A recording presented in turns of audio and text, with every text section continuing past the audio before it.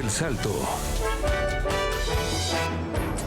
Reelegirán los ecuatorianos a Daniel Noboa, el presidente más joven de Latinoamérica que lleva 15 meses en el poder, luego de completar el periodo de Guillermo Lasso después de una muerte cruzada, o votarán por devolverle el poder al correísmo. Ecuador vive su segunda vuelta presidencial en medio de un ambiente turbulento en lo político, lo económico, lo social, seguridad y economía, los dos ámbitos que más preocupan a los ecuatorianos. Empezamos ángulo.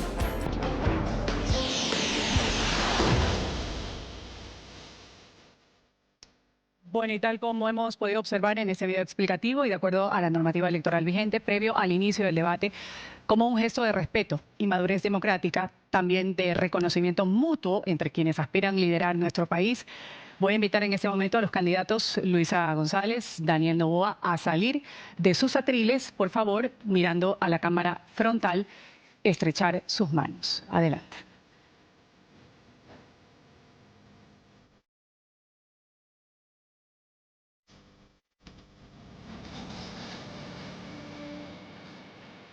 Muchas gracias, candidatos. Vamos a regresar a sus respectivos atriles. Vamos a iniciar y para desarrollar el debate lo haremos en el orden que fue sorteado previamente. Es momento que ambos candidatos hagan uso de los 30 segundos para su presentación. Vamos a comenzar con la candidata Luisa González. Su tiempo, candidata González, inicia ahora. Ecuatorianos y ecuatorianas, buenas noches. Soy Luisa González, abogada y madre de 2 hijos. Y estoy aquí para decirles cómo vamos a cambiar esta triste realidad con orden, trabajo y paz. Y nos volvemos a encontrar en este mismo espacio 15 meses después, con una gran diferencia, que hoy ustedes saben que todo lo que diga el candidato Noboa es mentira y no lo va a cumplir. Candidato Daniel Noboa, su turno de presentarse también en 30 segundos. Adelante. Buenas noches, Ecuador. Como siempre es un gusto saludarlos. Yo no estoy aquí para revivir cuentos viejos a la narcopolítica ni a la corrupción. Yo estoy aquí para defender su futuro y su libertad. No podemos volver al pasado. Esto de aquí lo hago por mis hijos, lo hago por mis padres que fueron perseguidos. Lo hago también por esa madre emprendedora, por esos jóvenes que buscan un mejor futuro y por todos los ecuatorianos que quieren un Ecuador de progreso. Eso sucedió el 23 de marzo en el debate presidencial. Los dos candidatos en segunda vuelta, así se presentaban, así se definían. Los candidatos, Luisa González empezó, luego el presidente candidato Daniel Noboa expresó qué propuesta tenía, qué representaba y lo propio la candidata que representa al correísmo. Vamos inmediatamente a dar paso a nuestro panel que nos acompaña el día de hoy hablando de las elecciones en Ecuador, segunda vuelta. En Ecuador le voy a dar la bienvenida a Antonio Ricaurte. Él es analista político. Gracias por estar con nosotros, señor Ricaurte. Un gusto tenerlo en el canal internacional NTN 24. Un gusto para mí, Ruth. A las órdenes siempre. Gracias. En Estados Unidos voy a darle la bienvenida a Fernando Gavilanes. Él es asesor de campañas electorales. Fernando, bienvenido. Buenos días, Ruth. Un saludo a los panelistas y a los televidentes. Y también en Ecuador, un gusto saludar a Esteban Santos, analista político en temas internacionales y locales, también abogado. Gracias por estar con nosotros. Gracias, Ruth. Un saludo también a ti, Antonia Fernández. Gracias a los tres por participar. Voy a empezar preguntándoles, Antonio, empiezo con usted. Usted como analista político, activo en redes sociales siempre, hablando sobre lo que ha sido esta campaña electoral. ¿Cómo llegamos los ecuatorianos a esta elección? Gracias, Ruth. Saludo cordial, Esteban, también Fernando. Llegamos en condiciones muy complicadas de incertidumbre total. La elección del día domingo va a ser una final de infarto. Lo que hemos vivido desde la primera vuelta han sido 2 muy malas campañas, muy mal hechas. Los dos candidatos se han metido en el modo, en la forma de hacer campaña de los políticos antiguos, de los políticos del siglo pasado, de los políticos de las épocas de las cavernas. Han hecho lo mismo de siempre, subirse en tarimas, hacer concentraciones, hacer caravanas, cosas que nos llaman la atención y que son típicas de la política. Y no nos olvidemos, Ruth, que la gente en el Ecuador y en el mundo entero odia a los políticos y a los partidos políticos, no solamente por lo que son, sino por las formas de ser de los políticos. Y una característica es hacer política a la antigua. Entonces, dos malas campañas en primera vuelta que dieron resultado que empaten en los resultados de primera vuelta, 44-44. Luego, usted fue quien más puede hablarnos de ese tema porque fue la protagonista del debate presidencial y creo yo que el papel que usted desempeñó fue extraordinario, pero el de los candidatos fue muy malo. Nuevamente empataron en un muy mal debate. Los debates por sí solos no sirven para absolutamente nada. El postdebate y el debate mismo tiene que ser de tal forma que los candidatos llamen la atención, que hagan, que digan o que se muestre algún acto que se convierta en lo que se conoce en comunicación política en un meme drop. Ese meme que toma vida propia y que se sale de las manos de quien creó. Ejemplos, Andrés no mientas otra vez, o otros actos o hechos que en debates han dado de qué hablar a posteriori, luego del debate. En el debate los dos candidatos se concentraron en atacarse, en insultarse, en contestar insultos y lo que sucedió es que se metieron en ese idioma de la política que la gente odia, del ataque, del insulto, de la contestación, de la denuncia. Es el lodazal de la política que la gente odia. Entonces empataron en un muy mal debate. Creo yo que más salió perdiendo la candidata de la Revolución Ciudadana, Luisa González, que atacó mucho, insultó mucho, se mostró como una peleona de barrio y creo yo que eso cayó bastante mal. Y de ahí para adelante las dos campañas han seguido siendo muy aburridas y creo yo que el que cometa o la que cometa menos errores será la que gane la elección presidencial, que está muy apretada, que está muy cerrada, de pronóstico reservado, como dije, será una final de infarto el día domingo, pero quien cometa menos errores será quien gane. Y en este caso, Ruth, la candidata correísta ha cometido varios errores. El hecho de poner en entredicho el tema de la dolarización es un problema. Y en política y en la vida no es pues la verdad lo que prima, sino las percepciones. Y las percepciones son que la candidata correísta puede poner en riesgo la dolarización. Y el principal actor que ha hecho Antonio. que eso... sí. Dígame, Vamos Ruth. a dejar esto de la dolarización porque no es un asunto menor, no es un asunto menor. Si el país políticamente está dividido en algo en lo que coinciden la mayoría de los ecuatorianos en que es justamente en defender esa dolarización y eso ha sido también parte de la campaña electoral, lo vamos a tratar más adelante. Ahora quiero darle la palabra a Fernando también a manera introductoria, hablando, lo decía Antonio, quizás muchos ataques se ha visto en campaña, en el debate electoral también fue lo mismo. Hablemos de las propuestas, en claro.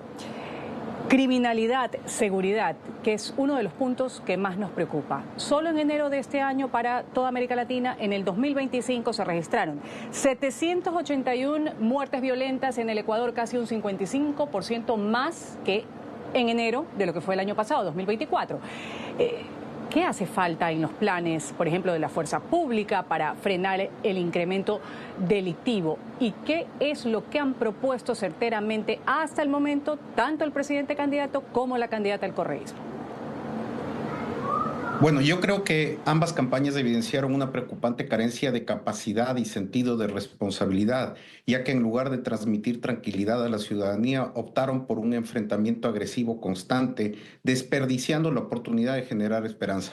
Como resultado, el próximo domingo los ecuatorianos no acudirán a las urnas a votar con alegría y esperanza, votarán por aquel que les considere que les genere menos temor.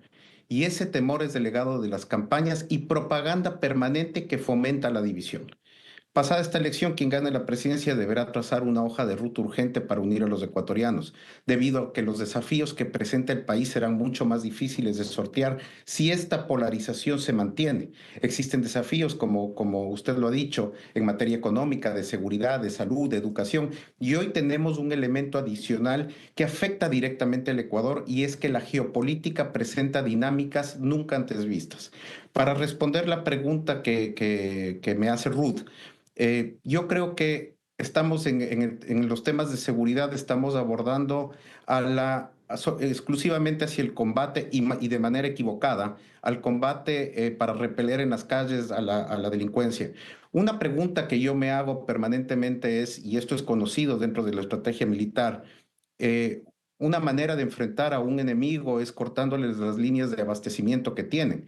Bueno, en este caso el enemigo es el narcotráfico. ¿Y cuáles son sus fuentes de abastecimiento que tienen? Es justamente el lavado de dinero. ¿Qué se ha hecho en este momento por cortar esas líneas de abastecimiento que representa el lavado de dinero? Hasta ahora yo no veo absolutamente nada. Creo que es una tarea pendiente que tiene el próximo gobierno para hacerlo y de manera inmediata. No podemos continuar solamente enfocados en el combate en las calles sin que exista una verdadera política de seguridad en el país que abarque todos los ángulos que son necesarios abordar de manera seria, firme, técnica y con un acompañamiento internacional que permita justamente potenciar nuestros sistemas de seguridad, potenciar nuestras Fuerzas Armadas, Policía Nacional en beneficio de los ecuatorianos. Y también un poco lo que dicen muchos expertos, lo que llaman una reconstrucción del tejido social, evitar desde antes la génesis delincuencial. Hablemos a colación que la candidata del correísmo dice va a aplicar la vieja receta de en su momento utilizada por Chávez en Venezuela o también en su momento por Correa en Ecuador. ¿Cuánto cala este discurso? ¿Gusta, no gusta? ¿Asusta a los ecuatorianos? Bueno, Ruth, mira, yo creo que estoy, lo primero, de acuerdo tanto con Antonio como con Fernando, en que esta no ha sido una campaña alegre, que esta ha sido una campaña de quién es el menos malo y quién ha hecho la menor cantidad de errores. En el Ecuador particularmente hay un hecho cierto, y es que el correísmo sigue siendo una fuerza muy fuerte. Y hablo del correísmo porque más que la candidatura de Luisa González, el narrador omnisciente atrás ha sido siempre el expresidente Correa. Y algo que, por mucho que la candidata González ha tratado de quitar de la retórica, el propio Correa le ha hecho muy difícil.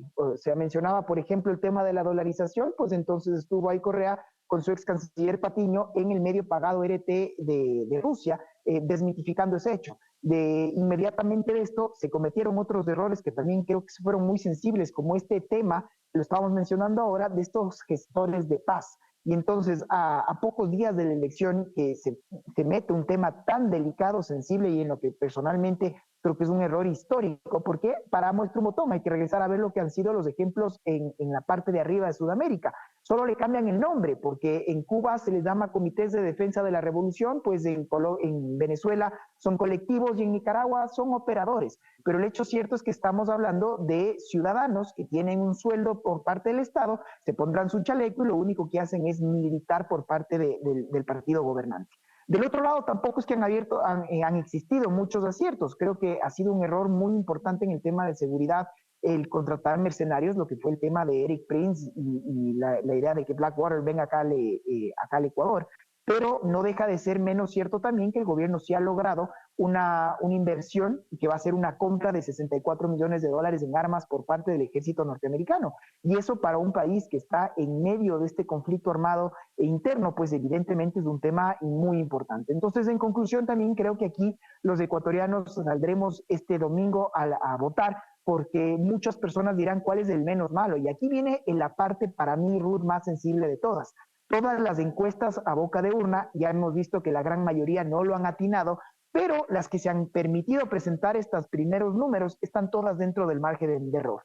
Entonces, si es que gana la candidata Luisa González o si gana el candidato presidente Noboa y el margen es tan reducido, el miedo es que la institucionalidad no esté a la altura de la historia, que el CNE, que está en funciones prorrogadas por una señora Tamaín que está años en el cargo prorrogada, no pueda justamente hacerle frente a un hecho democrático como tal. Y entonces el fantasma de la desestabilización que puede estar a la vuelta de la esquina. Y creo que ese sería el peor de todos los escenarios. Vamos ahora a ver todos los pactos que se han dado en las últimas horas, por ejemplo.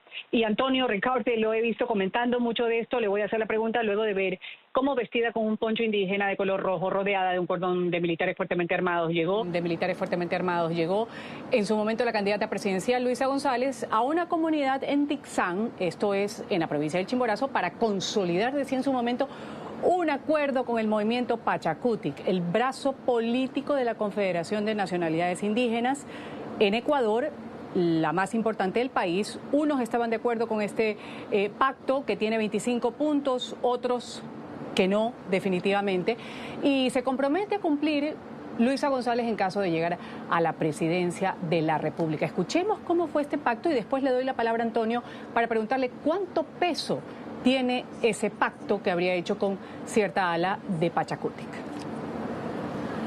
Esta unidad es una demostración de madurez política, de madurez que debemos tener los líderes que buscamos la transformación de la patria. No miremos hacia atrás, miremos al futuro, miremos al mañana. Miremos a la esperanza de días mejores. Miremos a la construcción de una patria que clama por salud, por educación, por empleo, por seguridad, por libertad. En Ecuador, Antonio, los votos son endosables, conociendo que Isa fue candidato a la presidencia, representante de Pachacutic en su momento, primera vuelta, logró un porcentaje mucho menor, 5%, pero ¿cómo esto le representa este acuerdo, este pacto con el movimiento indígena, con quienes también estuvieron en su momento peleados con la Revolución Ciudadana o el correísmo en su momento? Pésimo para Luisa González, muy malo.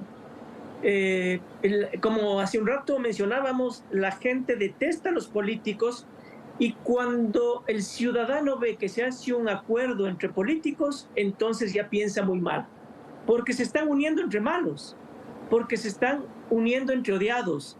Y la gente dice, ¿para qué estarán conversando? ¿Qué pactos estarán haciendo? ¿A qué acuerdos estarán llegando por debajo de la mesa?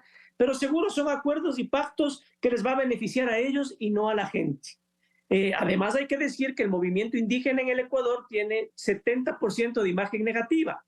Entonces es un gran error. Los pactos, los acuerdos y las alianzas políticas siempre restan, nunca suman.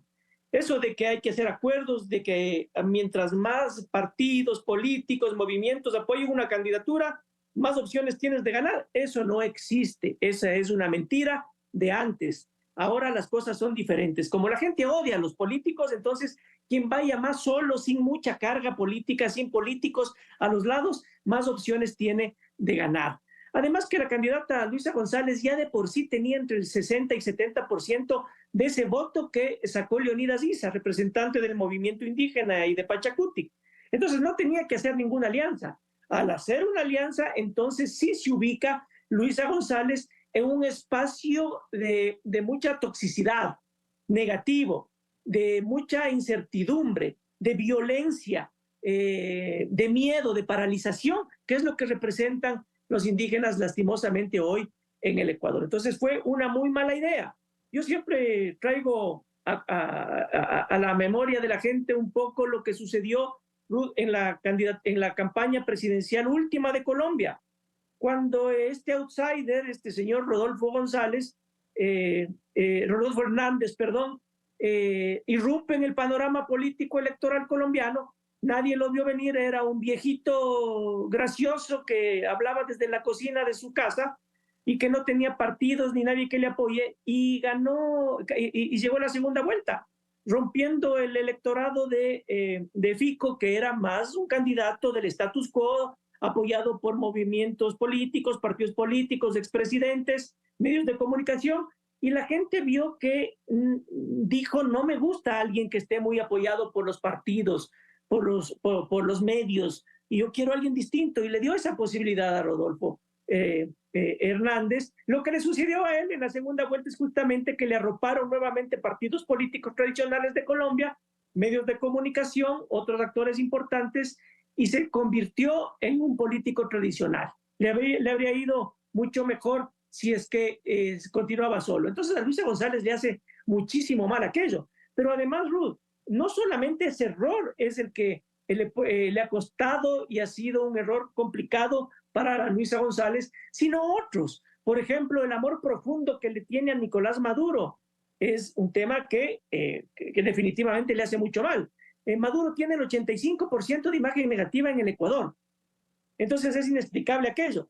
Otro tema es el de la dolarización, que ya vamos a hablar con mucha más fuerza, y que ha sido el propio expresidente de la República con una figura negativa como es Patiño, quienes han hablado de esa posibilidad. Además, otras personas, asambleístas de la Revolución Ciudadana, que también han dejado con la duda de que se puede echar abajo la dolarización en el gobierno de Luisa González.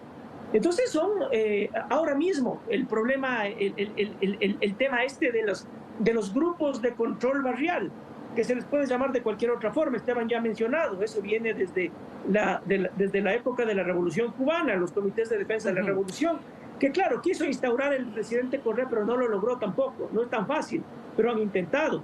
Y ese sí es un control ya más paramilitar y un control mucho más violento de los barrios, que también le ha puesto en condiciones malas y que ha sido muy negativo para la candidata Luisa González. En una elección que es tan cerrada, Esteban, donde todo puede pasar, entonces estos temas son complicados. El que menos errores cometa ganará la presidencia. Y Luisa González ha cometido muchos errores. Voy a darle la palabra a Esteban ahora sobre estos errores y también un poco ahondar en el discurso cierre de campaña que dio el presidente Noboa ante una multitud y decía, estas son las elecciones más importantes en la historia del Ecuador. Lo decía de esta manera.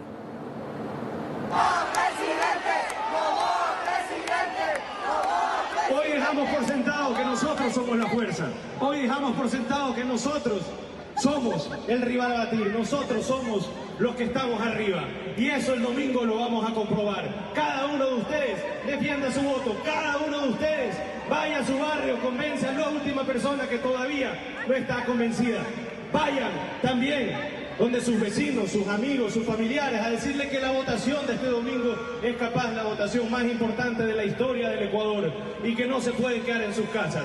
Ahora nuestra voz va a quedar plasmada en la historia del Ecuador y su voz va a ser la que va a definir una victoria histórica para el Ecuador. Esteban, antes de irnos al corte comercial, estas eran las palabras del candidato presidente diciendo vayan, convenzan. El que no se decidió antes, se decide ahora. Una pregunta y también encerrar otra. ¿Qué tan conveniente, volviendo al tema de seguridad, es continuar con esto de los estados de excepción o militarización en ciertos territorios? Pues mira, para mí, Ruth, es cierto que esta es una de las elecciones más importantes de la historia del Ecuador, sí creo eso. Yo soy un convencido que si regresa al Ecuador el socialismo del siglo XXI, va a ser muy difícil que por la vía de las urnas puedan terminarlo. Espero estar profundamente equivocado y evidentemente me hago dueño de estas palabras. Y esto porque hemos visto ejemplos y hemos visto las formas y cómo se quiere volver a gobernar cooptando otras instituciones del Estado. Creo que el gobierno de Noboa ha sido cualquier cosa menos un gobierno que no ha cometido errores. Hay demasiados temas por cambiar.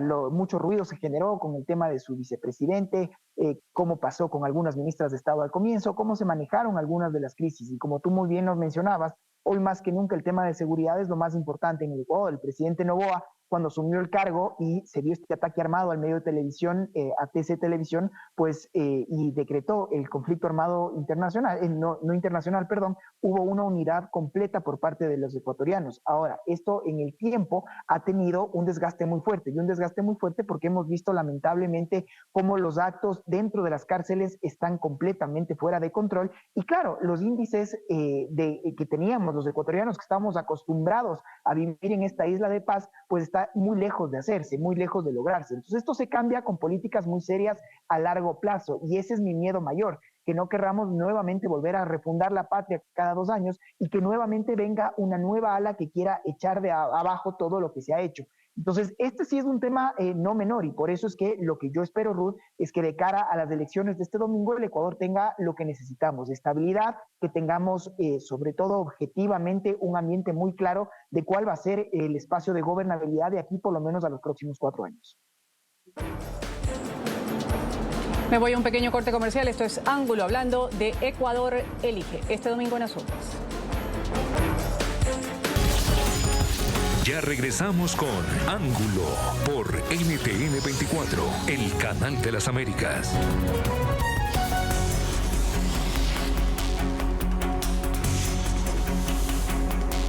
Ecuador elige segunda vuelta electoral entre el presidente candidato Daniel Noboa y la correísta Luisa González. Me acompañan en Ángulo Antonio Ricaurte, analista político, Fernando Gavilanes y Esteban Santos, analistas también.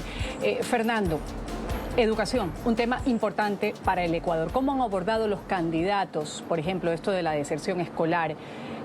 Si la ponemos en cifras perturbadoras, cerca de 100.000 niños y adolescentes que han abandonado sus escuelas o colegios. Y en este contexto, ¿han dicho los candidatos cómo frenar o cómo revertir esta realidad cuando, sobre todo, esta deserción está vinculada a otros factores como el desempleo de sus progenitores, la inseguridad o incluso el reclutamiento que se está dando por parte de las mafias? Perfecto, Ruth. Antes de contestar su pregunta, yo quisiera poner algo sobre la mesa del debate en este momento, y es que yo no concuerdo con el análisis que acaba de hacer Antonio sobre el acuerdo que se hizo entre Pachacutic y el partido de Luisa González. A mí me parece que calificar de que el 70% de los ecuatorianos miran al movimiento indígena de una manera negativa, como violentos, incluso alguna vez escuché que incluso fueron calificados de terroristas, solo alimenta y profundiza la división en el Ecuador. Yo creo que yo tengo datos mucho más frescos, mucho más nuevos, que dicen todo lo contrario, y la violencia y el terrorismo también puede traducirse en la falta de oportunidades, en la desigualdad, en la migración, en la falta de salud, en la falta de alimentos. Y siendo de esta manera, yo sí creo que hay que considerar que no solamente podría, desde el punto de vista de Antonio, afectar que no concuerdo tampoco, pero podría no solamente afectar a Luisa González un acuerdo con Pachacutic, pero también podemos ver que una ala del movimiento indígena, no un ala, sino la confederación, la Confenaye, dio el apoyo al candidato Noboa, y guardó silencio aceptando este apoyo que se dio. Por lo tanto, yo creo que no existe una afectación tal en el llegar a acuerdos y consensos que son públicos y producto de socializaciones que se han hecho con las bases. Ahora, para contestar su pregunta, definitivamente las campañas no están articuladas en este momento con propuestas que sean integrales. No podemos observar, no es lo mismo la campaña del 2021 que la del 2017, donde teníamos un escenario y una coyuntura completamente distinta a la actual. En la actualidad no se puede mirar la educación, la salud, el empleo sin tomar en cuenta la inseguridad. Y dentro de la inseguridad, sin analizar correctamente cuánto es el alcance que tienen en este momento los grupos de narcotraficantes, delincuenciales y todos aquellos que se encuentran inmersos afectando cada una de estas áreas. Por lo tanto, la visión que se necesita es integral, y las campañas no han presentado ningún tipo de estos proyectos. Momento de darle turno de alguna acotación o réplica a Antonio Ricaurte, y también hablar sobre lo que hace un momento quería usted comentar, ya en 2 ocasiones ha querido comentarlo, sobre un Ecuador dividido, polarizado, políticamente llega a las urnas este domingo, pero unido quizás en mayoría por la dolarización. Hay un consenso prácticamente nacional donde coinciden para mantener esta divisa estadounidense como símbolo de la estabilidad económica ecuatoriana. Lo escuchamos. Eso tiene que ver con el principal problema que tiene el Ecuador. Para el 85% de la gente, el principal problema es el económico, la economía. Es altísimo el problema que tiene cada uno de los ciudadanos en materia económica. Cada ciudadano en el Ecuador tiene un promedio de 7 deudas por persona. El 65% de la gente ha querido irse del país o quiere irse del país. Si es que podría irse, se iría del país. Y el 85% de la gente, de una u otra forma, ha tenido un problema económico, alguien de su entorno, alguien de su familia, y realmente la incertidumbre en el futuro es lo que más afecta a la población. Si es que tomamos en cuenta aquello, algo que le da cierta seriedad, sensatez, tranquilidad a los bolsillos del pueblo ecuatoriano, de los ecuatorianos y ecuatorianas, es la dolarización. Ese es un tema que la gente no tolera, no perdona y no acepta criterio, por más pequeño que sea, en contra. El órgano más sensible del cuerpo humano es el bolsillo, y la dolarización le ha dado estabilidad al Ecuador.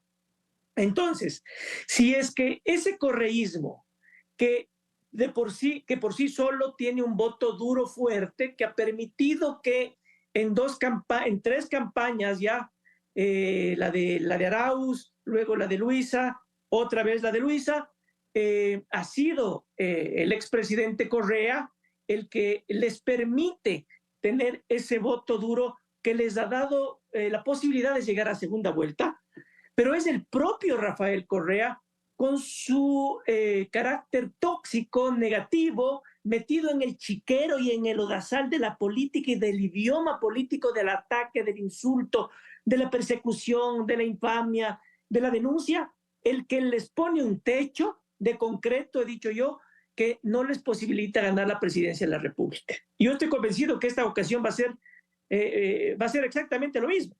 Entonces, que el expresidente en los 15 días últimos ha comenzado a ser nuevamente protagonista, hace que Luisa González vuelva a ser una figura secundaria y pequeñita como ha sido en las dos campañas anteriores, en la campaña anterior y en esta misma. Entonces, vuelve a complicarle Rafael Correa el triunfo a Luisa González, vuelve a construir ese techo de concreto y vuelve a ser él el protagonista negativo, tóxico, que hace que la Revolución Ciudadana no vuelva a alcanzar la presidencia de la República. Y ha sido él, con una figura muy negativa, que es Ricardo Patiño, el que ha comenzado a hablar de la imposibilidad de la dolarización, o mejor dicho, de lo mala que es la dolarización para el Ecuador. Esa es la percepción. Podrán aclarar 1000 veces, o podrán decir que eso se ha dicho o no se ha dicho, no importa. Vuelvo y repito, la realidad no es lo que importa en la vida ni en la política, sino lo que percibe la gente. Y la gente percibe que se podría poner en riesgo la dolarización en el Ecuador con Luisa González y con el correísmo. Ha sido un tema bien complicado, y creo yo que ese es un tema que está en el debate, en la discusión, claro, en la lectura que se hace permanentemente en las redes. El tema de la dolarización ha sido un problema y va a ser un problema en el momento de la elección presidencial del domingo. Claro, es que se ha visto a asambleístas del movimiento de la Revolución Ciudadana hablando de los ecuadólares. Eso fue antes del debate presidencial que hubo el 23 de marzo pasado. Después, lo que cita Antonio, el expresidente Correa con Patiño haciéndose una entrevista en un canal ruso hablando de lo de la dolarización. Dolarización, para poner un poco en contexto de América Latina, fue adoptada en Ecuador el 9 de enero del 2000 en el gobierno del entonces presidente Yamil Maguad. Esto en medio de una galopante devaluación de nuestra moneda, en ese momento el sucre, y ahí la dolarización, que dicen muchos es uno de los pocos aspectos con muy altos niveles de aceptación en mi país, Ecuador. Por eso hablar de desdolarización despierta ciertos temores, y en eso le voy a dar la palabra a Esteban sobre este tema. Los temores para los electores cuando se habla de que podría llegar a haber unos ecuadólares que se escuchó en campaña o desdolarizar. Y son todas, uno diría, Ruth, heridas autoinfligidas. O sea, primero el comentario de esta asambleísta de Esmeraldas, de la señora Paola Cabezas, que luego tuvo que ser desmentido por la propia Luisa González y decir no, que ella no hable de temas de los cuales no sabe.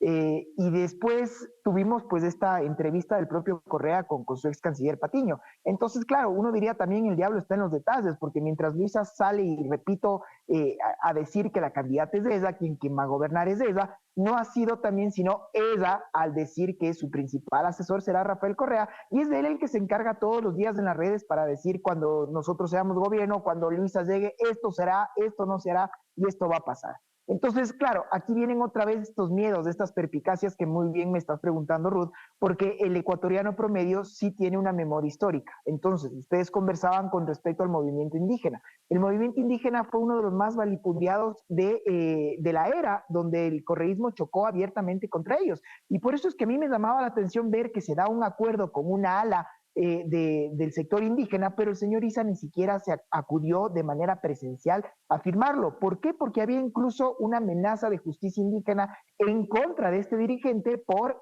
tomarse el nombre y representación de todo un movimiento. Otros líderes históricos, por ejemplo, el exalcalde de Cotacachi, el señor Auqui Tituaña, que salió abiertamente a desmentir esto y a decir que esto no era una realidad y que no estaban apoyando de ninguna manera el regreso del socialismo del siglo XXI. Entonces, claro, hay un movimiento que está muy fraccionado, hay un movimiento que tiene una memoria histórica y que cree que la salida no es necesariamente tener que pactar con una de los candidatos finalistas porque, comillas, en principio tendrían una afinidad más ideológica. Ya vemos que en la realpolitik esto nada de esto ha sido realidad. Entonces creo que un poco más desde el pragmatismo de qué es lo que se ha hecho, cuál es la hoja de ruta y qué se puede esperar. Yo personalmente desde el ámbito internacional, por ejemplo, Ruth, tengo muchos miedos de que regresemos nuevamente a esta política no del pragmatismo, sino de la sobreideologización. En su momento nos permitimos expulsarle a la embajadora de los Estados Unidos aquí en el Ecuador, declararle persona no grata al representante de los organismos multilaterales, y todo esto porque éramos muy soberanos. Cerramos bases de cooperación militar y con la idea de que el Ecuador solo iba a poder. Entonces, claro, esto nos explotó en la cara poco tiempo después. Ya no teníamos quien nos dé estas líneas de financiamiento porque el precio de los commodities cayeron y teníamos un aparataje estatal gigantesco. Llegamos a tener ministerios que controlaban y gobernaban ministerios, luego de tener igual incentivos de los ricos, diría yo, de iniciativas de querer mandar un cohete, el Pegasus, al espacio y demás. En fin, ese tipo de cosas son los que para mí me llamarían mucho la atención. Volver nuevamente esta política de los sobreprecios, sobrecostes, pagar a quien dar una condecoración a la ideologización más que este pragmatismo. Y muchos de estas personas que salieron por tener problemas muy serios con la justicia ecuatoriana jugaron al sistema. Ustedes hablaban del señor Patiño, pues bueno, él se fue a México, esperó lograr resolver sus problemas con la justicia ecuatoriana y regresó campante y hoy es asambleísta. Entonces, claro, hay mucha de este sentir de no queremos que vuelva más de lo mismo y tampoco dejar de entender que hoy día hay mucho también por mejorar, sobre todo y conclusión, el tema comercio, el tema cooperación y evidentemente el tema seguridad. Ciertamente, y conclusión, con eso vamos a volver luego del corte comercial. Esto es Ángulo, hablando sobre las elecciones presidenciales en segunda vuelta en el Ecuador. Ya regresamos con Ángulo por NTN 24, el canal de las Américas. Tiempo de las conclusiones en Ángulo, hablando de elecciones presidenciales en el Ecuador, segunda vuelta. Sin decir nombres de candidatos indicados o no indicados, voy a pedirle a mis panelistas una reflexión, conclusión. Antonio, empiezo con usted. Lo que necesita nuestro país, el Ecuador, para los próximos 4 años es en un minuto. Paz, tranquilidad, que los políticos y gobernantes no se metan en la vida de la gente. La gente lo que quiere es trabajar y vivir en paz, que nadie le moleste, que nadie se interponga entre su accionar, entre defender a su familia, entre defender su trabajo, en defender su patrimonio y el Estado. Que le dejen paz el gobierno, que le dejen paz el Estado, que los políticos hablen poquito, que desaparezcan. Lo que queremos es justamente eso, que nadie se interponga en la vida de la gente. Yo creo que el Ecuador puede ir por muy buen camino. Hay la posibilidad de continuar con aquello, corrigiendo temas, corrigiendo cosas, pero es momento de que empecemos a vivir sin broncas, sin peleas, sin dramas, sin denuncias y sin persecuciones. El Ecuador quiere paz. Gracias. Fernando Gavilanes, tiempo de su conclusión. Yo creo que es muy importante para el país empezar por fortalecer las instituciones y la independencia de poderes. Esto no puede continuar como de la manera que se encuentra. No más persecución política, pero lo que se debe evitar a toda costa es que continúe la impunidad. Se necesita una visión pragmática en materia internacional, no ideologizada. Una evaluación profunda de los planes, proyectos que maneja el gobierno nacional en materia en materia social. Es urgente para saber cuál es el estatus en el que se encuentran y cómo están funcionando en este instante para los más débiles del Ecuador. Se necesita equipos técnicos de alto nivel, cualquiera que sea el gobierno, se necesita equipos de alto nivel que sean expertos manejando cada una de las áreas para poder atravesar la tormenta que enfrenta el Ecuador en este momento.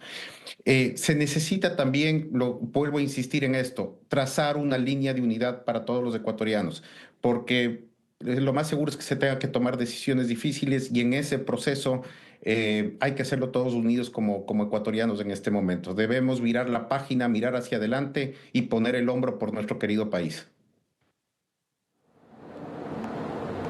Gracias, Esteban, lo escucho. Es una elección atípica, el futuro del Ecuador está en juego, no es un tema menor, necesitamos estabilidad, necesitamos paz.